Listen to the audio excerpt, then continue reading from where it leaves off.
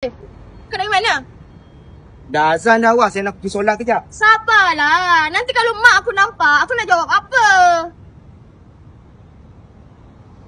Awak ajak saya teman awak datang sini, awak tunggu siapa? Aku nak tunggu bosan aku lah.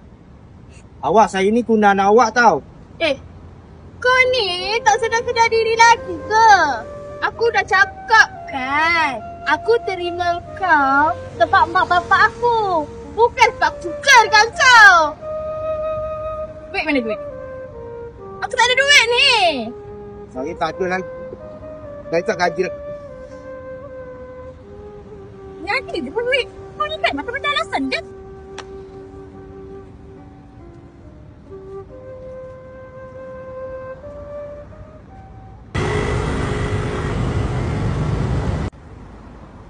Baby. Baby. Baby ni siapa? Ni. Anak orang gaji mak I. Nah, jom lah kita pergi makan. Jom.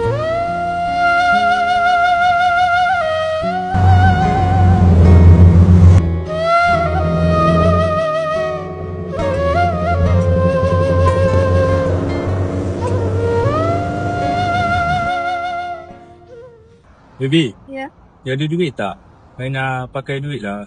Saya nak buat bisnes. Of course ada. I nak orang kaya kot. Takkanlah tak ada. Untuk you semua ada. Okay? Thank you, baby. Okay, sama sayang.